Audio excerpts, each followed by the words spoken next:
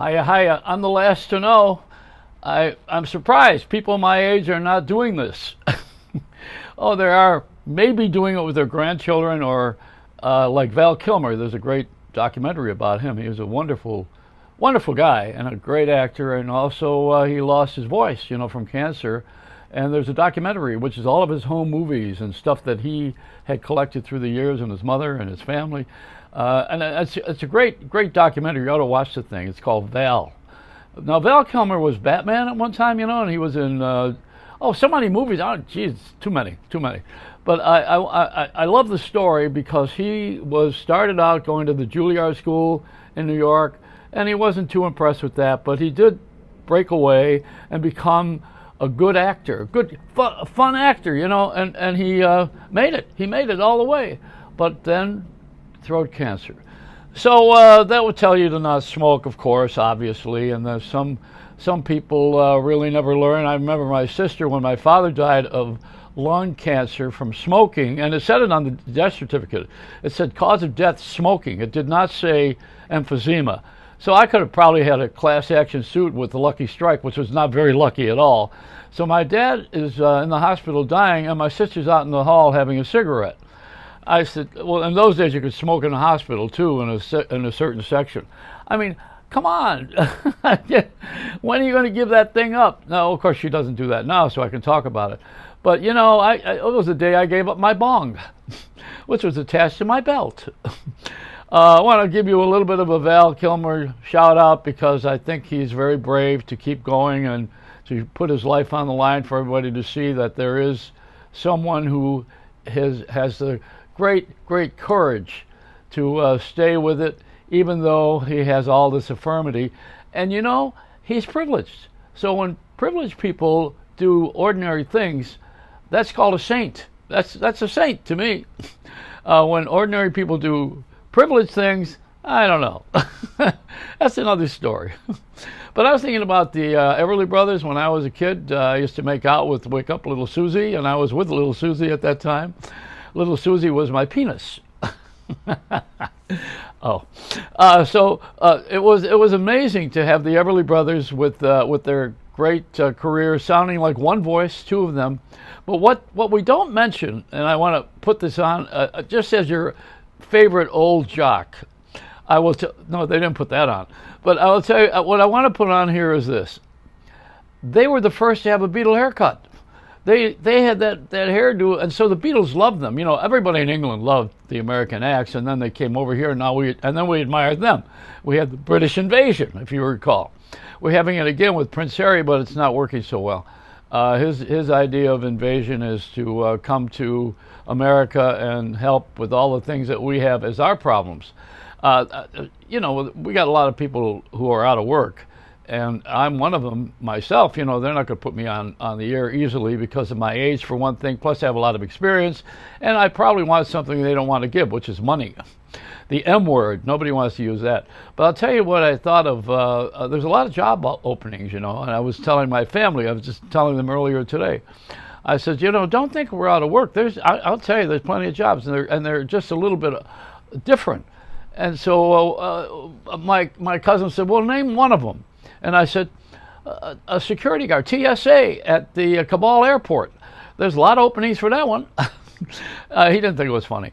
But you can't joke about anything that is seriously in the news right now, like the floods in Tennessee. I mean, I would not want to make comedy of that. There's nothing funny about people losing their homes and their family members. So you got to kind of stay away from things until there's some sort of a resolution, and then they're never funny anyway. I mean, some things are never funny. I was in the Ground Zero, and stayed on the air during all of the 9/11. It's 20 years coming up now, and there's a footage about it that didn't get in there, even with Howard Stern, about how he handled his behavior. It wasn't in the original film. It's a documentary that's shot by my friend Art Volo, and it's the 20th anniversary of 9/11 is coming up in a couple weeks, and you will be able to see it now. I don't know where to tell you to go to see it yet, except Art Volo Video. I think he probably has it on there right now.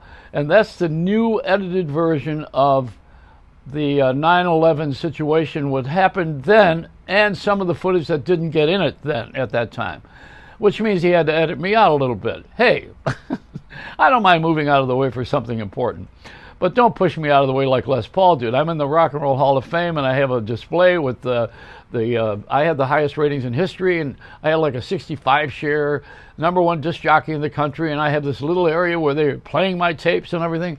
So I was with Les Paul every Monday at the Iridium. You know, I would do a warm up with him at 8 o'clock, first show, and he and I were best of friends. He was like a father to me, you know. So we went ahead, and after my father died of cancer. So Les and I were really close, and I started doing stand-up with him every week. And he was teaching me how to not talk. That's an art. So he gave me a lot of lessons, and he had a good handle on who he was. He did not care about money. He didn't care about filling arenas or auditoriums anymore. He cared about sitting in the Iridium and telling stories and playing his guitar and having Lou Paulo with him. And the other gang, you know, he's had a couple of bass players, and once in a while he would have another guitarist with him. He was a wonderful friend and also a great entertainer, primarily. So Les said to me one day, he said, you know, I'm going to be in the Rock and Roll Hall of Fame. I said, you're already in there. He said, oh, they're going to give me a room. Well, you know, the room they gave him bumped me out. So it pushed me out. I said, wait a minute. You're going to put another lousy guitar in there and replace me? You know, and he said, they're not lousy guitars. They're going to put the log in there. I said, that log should have fallen on your head with a forest fire. Get out of here. And he said, no. So anyway, we finally settled the beef. They took me out of there and out of that display and put me in with all the other plane guys, you know. But at my induction, there was Little Richard was there, you know, and he always put lipstick on over his lips, you know, extra lip. And I said to him one day, I said, do you have trouble kissing anybody? I wonder, you know, some people are two-faced, but you're two-lipped, you know. He had a two-lip. I think somewhere in this rock and roll age, we did so much groundwork on having people give their messages through the songs. And now they're all trying to talk away and have a podcast and describe everything like I'm doing here. Except, you know, you got to have a skill with this. Like CNN covered that concert at Central Park the other day.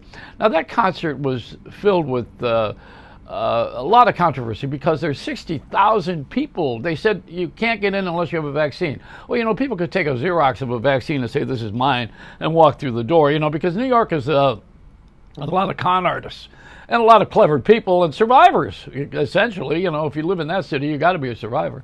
You got to be like a cockroach to live in New York.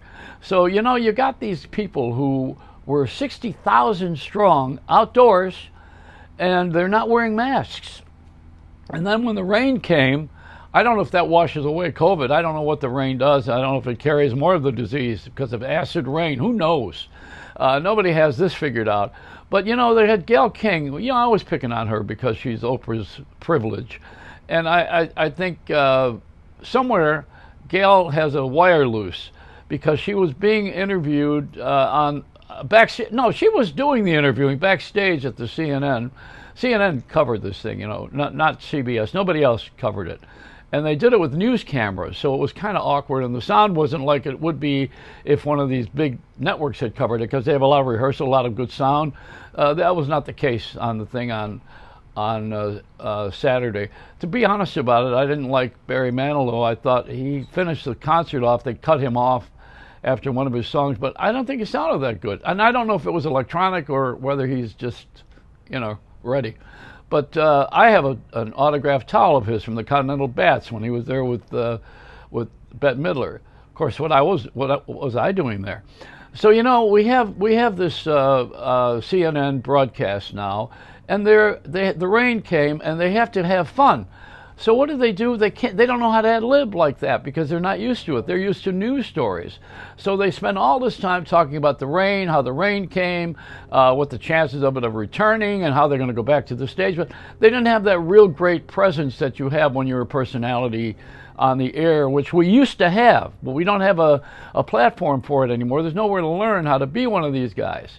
So my thought is to create a space like that. I'm trying to do that at the Friars Club. I said, okay, let's open up a space where we train people, not amateurs, but where we give people who have a desire to get into any one of the platforms of performing, whether it's singing or dancing or talking. Like I didn't want to be a talking head, but I became one at this point in my life. So we have different places to go that teach how to do news, but nowhere to go to learn how to be entertaining. And so CNN just showed that to me the other night. They're incapable of it because that's not what they do. Not what they do. And the president of CNN used to be at NBC. So anyway, the thing is that Gal King is backstage. They're trying to make entertainment out of the backstage thing. At least they moved some cameras in there at CNN, and they tried to show the artists who were waiting if there was going to be another startup, and they were showing the artists jamming and having fun with each other. And nobody wore a mask. And I'm saying, Gal King, she's always on television about wearing masks, about what's protocol, about getting vaccination. And she's sitting there and standing there and running around and everybody else, and they were promoting this space indoors without masks. So I don't like it. And I would wear a mask. The last thing I will tell you about is the mask of the Lone Ranger. Now, I lived in Calabasas, California, right next door to Clayton Moore. He was the Lone Ranger. And when Rather Corporation decided they're going to have a young Lone Ranger and get rid of the old guy, get rid of Clayton Moore, who was famous, and he always had the mask on, wherever he went, whenever he went shopping, or else he wore a hat so you didn't know who he was. But Clayton Moore was a local guy, just a regular guy, and he they took his mask away. So you know what he did? He had sunglasses made like a mask, and that's what he wore from then on. He was clever. All right, that's it. I just wanted to tell you that. Now, that mask was not for COVID. I mean, that was for the eyes.